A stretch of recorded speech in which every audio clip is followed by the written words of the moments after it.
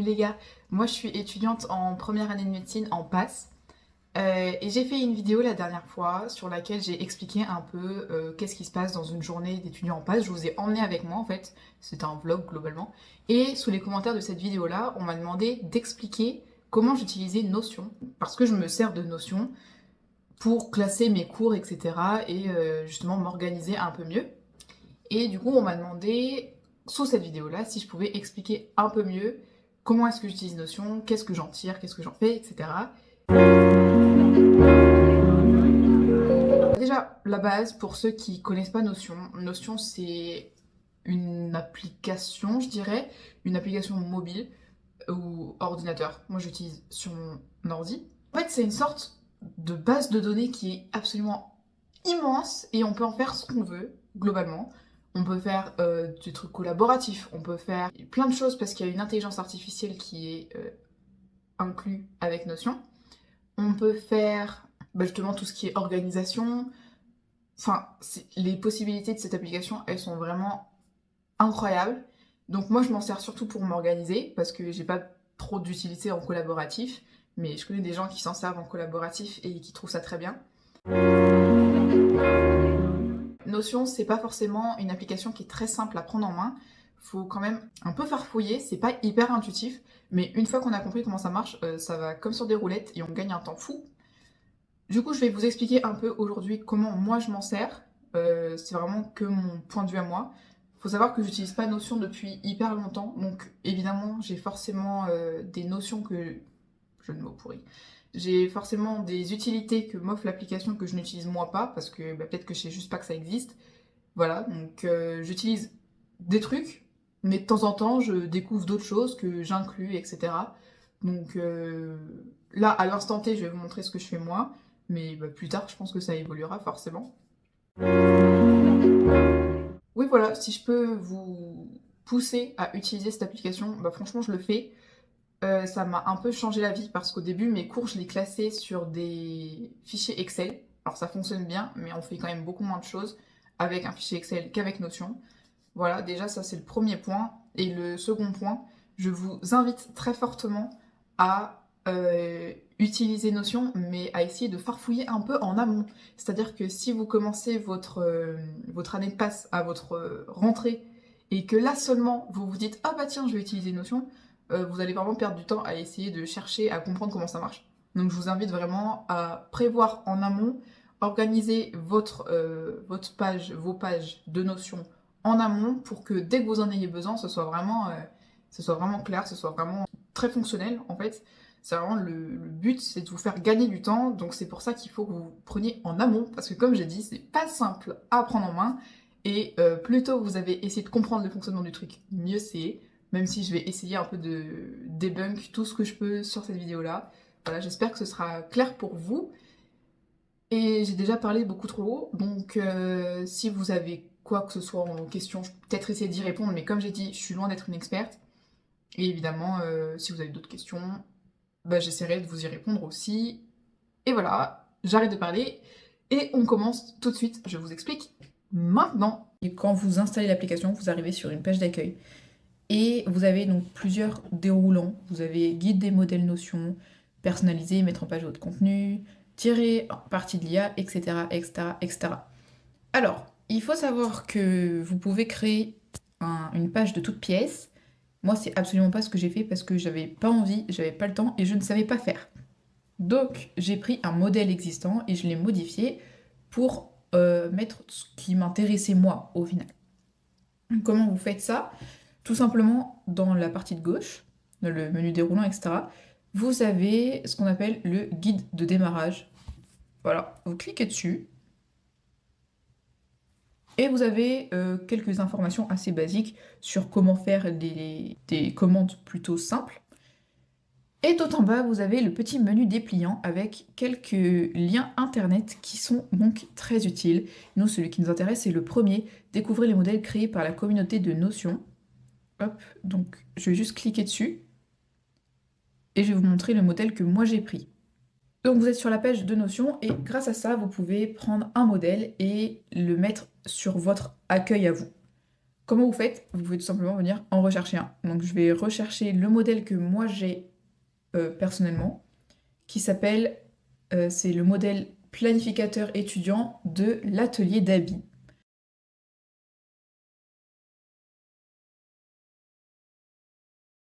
J'ai tapé dans la barre de recherche Abi, voilà, ABY, comme vous pouvez voir juste là. Et quand vous descendez, ça vous propose des créateurs. Donc le créateur qui nous intéresse ici, c'est l'atelier d'Abi, une étudiante française. Et elle nous offre un template qui est le planning d'université. Et si vous cliquez dessus, vous pouvez donc regarder un petit peu ce qu'il y a dedans et vous pouvez appuyer sur Get Template et ça va l'ajouter sur votre page d'accueil à vous. Donc là, je vais vous montrer. Donc ça m'a ajouté la page et ici, hop, si je clique dessus, j'ai le planning de Abby et j'en fais absolument ce que je veux. Donc là, il est comme elle nous l'a laissé. C'est-à-dire qu'il n'y a pas forcément tout ce qui nous intéresse.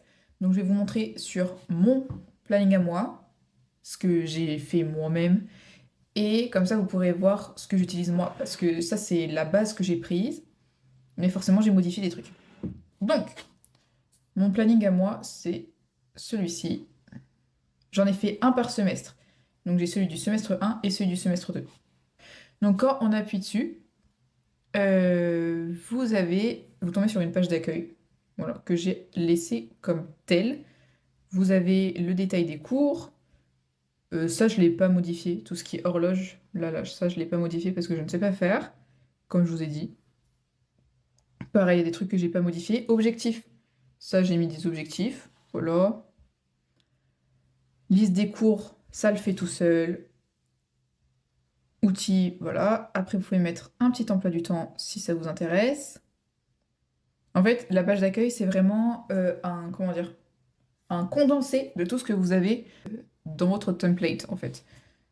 Donc, je vais vous montrer, moi, ce que j'utilise concrètement. La page la plus importante, c'est la page cours. C'est là où je vais noter tous mes cours. Donc, comme je vous ai dit, j'ai pris sa base à elle, où il y avait déjà 2 ou 3 petits carrés, comme vous pouvez le voir, et j'ai modifié. Comment vous faites? Tout simplement, vous appuyez sur Nouvelle page en bas, et après, vous ajoutez ce qui vous intéresse. Donc, par exemple, si vous voulez ajouter des cours magistraux, vous les ajoutez. Vous pouvez mettre le nom, et après, voilà. Il faut savoir aussi que j'ai modifié un peu dans les propriétés. J'ai rajouté des propriétés, notamment une propriété d'entraînement, qui n'y était pas. Une propriété de si j'ai un poli sur le cours ou pas. Je crois que j'en ai rajouté que 2. Donc comment vous faites pour ajouter une propriété? Tout simplement, vous faites ajouter une propriété. Et après, vous sélectionnez le type de propriété qui vous intéresse. Par exemple, moi j'ai pris, pour ajouter, si j'ai fait un entraînement sur Tarmo, etc., j'ai ajouté la propriété d'état. Et après, du coup, vous pouvez renommer votre propriété. Genre, voilà, voilà. Vous pouvez sélectionner le type d'affichage. C'est-à-dire si vous voulez que la propriété elle soit tout le temps visible ou qu'elle soit visible que si vous cliquez sur la ligne de cours. Ça, je vais vous expliquer un petit peu après. Et vous pouvez ajouter des catégories. Voilà, vous pouvez ajouter donc des catégories. Vous pouvez changer la couleur de votre catégorie. Bref. Ça, c'est des trucs qui sont assez faciles à prendre en main. Pour ce qui est du type d'affichage, vous pouvez faire en case à cocher, vous pouvez faire sélectionner, voilà, voilà. Donc, vous pouvez ajouter des pages, etc. Ce qui nous intéresse, nous, par exemple, comme je vous ai dit, moi, ce que je fais, c'est que je note mes CM. Donc, par exemple, CM1, biologie du vivant. Bon, j'écris très mal, mais vous avez capté. Hop, voilà, ça s'enregistre automatiquement. Donc ça, c'est très pratique. Voilà, donc vous avez vos cours que vous pouvez rentrer vos examens, vous pouvez rentrer vos notes. Moi, j'utilise que les cours personnellement. Voilà, donc je vais vous montrer concrètement, ça c'était la théorie, hein, et je vais vous montrer en pratique ce que moi je fais.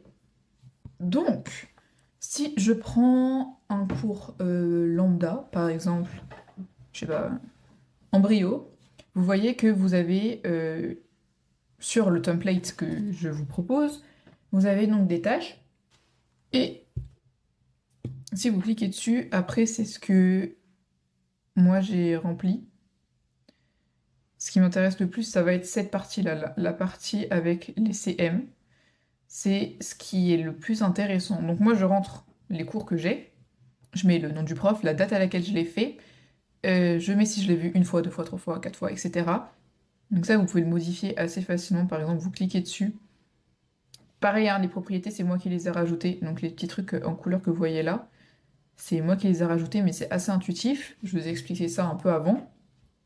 Donc par exemple, vous pouvez modifier. Et là, voilà, ça passe de vue une fois à vue trois fois. Donc je vais remettre comme c'était, sinon ça va tout me perturber.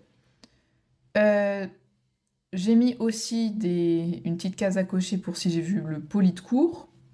J'ai mis aussi le nombre de fois que je me suis entraînée sur des QCM ou des annales. Voilà.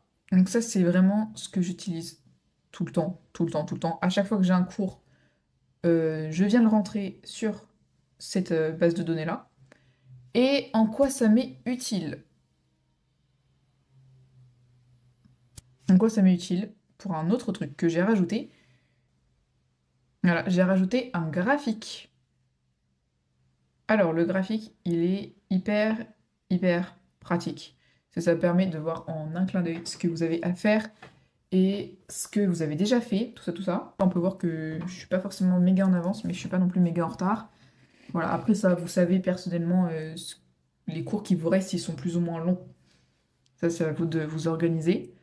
Donc, j'ai rajouté ce petit graphique-là, que vous pouvez ajouter assez facilement en appuyant soit sur le plus qui est juste là, ou sinon vous pouvez aller tout en bas et faire...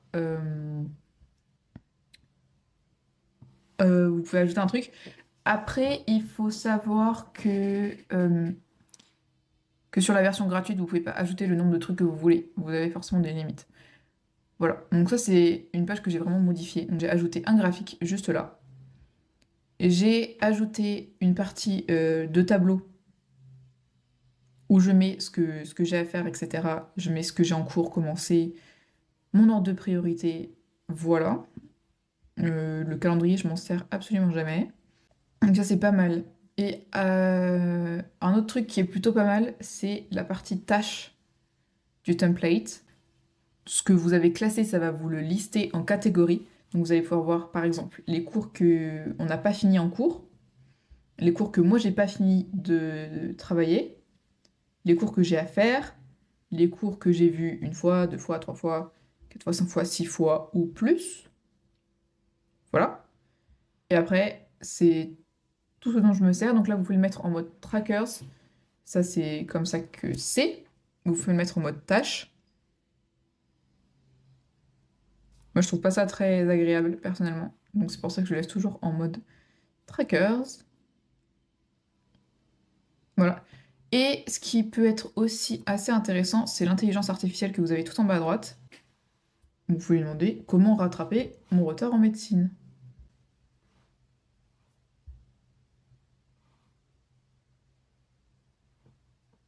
Voilà. Et ça, c'est hyper sympa. Vous lui demandez comment faire quelque chose et il va vraiment, par exemple, vous guider dans l'ordre de priorité que vous pouvez faire. Si vous savez vraiment pas quoi faire de votre journée ou que vous savez pas par où commencer, et bien tout simplement, il vous le dit lui-même. Un dernier truc que je veux rajouter, parce que là on peut le voir juste ici, j'ai un seul endroit, là, comme vous pouvez le voir, sur le test statistique, où j'ai mis une icône. Je vais vous montrer pourquoi. Parce qu'en fait, dans vos cours, vous pouvez donc vous renseigner toutes les informations que vous voulez. et vous pouvez mettre des icônes. Donc je vais vous montrer tout de suite pourquoi. En fait, dans vos cours, vous pouvez mettre des icônes. Et moi, ça me sert à noter, par exemple, un cours sur lequel je galère, un cours où j'arrive pas, un cours où j'ai besoin de de demander des précisions au tuteur, ou sur lequel il faut que je passe plus de temps parce que ben, justement je galère. Et en fait, comment vous faites? Bah, vous pouvez juste appuyer et choisir une icône. Donc là, vous avez plein de possibilités. Vous avez des emojis, vous avez des icônes. Voilà, donc vous mettez ce que vous voulez, hein. Si vous avez envie de mettre une icône de canard pour vous dire que ce cours-là, faut que vous le revoyiez parce que vous êtes nul dessus, bah, vous prenez votre petit canard. Et si vous avez envie de le mettre en rouge parce que vive les canards rouges, et ben vous avez mis un canard rouge devant votre cours magistral. Voilà, donc vous en faites ce que vous voulez. Apprendre ou à laisser. Après, comme je vous ai dit, Notion, on s'en sert pour tout ce qu'on veut. C'est vraiment très, très diversifié les utilisations. Voilà, donc moi, je vous ai montré comment je m'en sers. Et comme je vous ai dit, j'ai fait 2 templates. J'en ai fait un pour le S1, un pour le S2. Voilà. Et après, sinon, Notion vous propose aussi euh, des trucs tout faits. Moi, je vous ai donné le modèle que j'utilise, mais vous pouvez aussi en trouver d'autres qui peut-être sont bien. Voilà, en fait, Notion vous propose déjà, par excellence, un planificateur pour étudiants, pour suivre les différents cours. Voilà, mais je trouve que le planificateur que moi j'ai est mieux. Mais après, voilà, ça dépend vraiment de chacun. Chacun fait ce qu'il veut, et c'est justement tout l'avantage de Notion. Donc, c'est tout pour moi. J'espère que ça a été clair, même si c'est peut-être un peu parti dans tous les sens. J'espère que ça a quand même été clair et utile pour vous. Et surtout, n'hésitez pas à me poser des questions. J'essaierai d'y répondre quand je pourrai. N'hésitez pas non plus à prendre, comme j'ai dit, le logiciel en amont. C'est vraiment à maîtriser tout. Même moi, des fois, j'ai des trucs où je sais toujours pas comment faire. Donc ça fait quand même 1 an que je m'en sers. On n'a jamais fini de découvrir les possibilités de notions. Donc il faut vraiment pas hésiter à chercher et farfouiller. On trouvera toujours des trucs impressionnants. Voilà, je crois que c'est tout. J'espère que ça vous a plu, j'espère que ça vous a aidé. Et je vous dis à plus tard pour une prochaine vidéo. Bisous!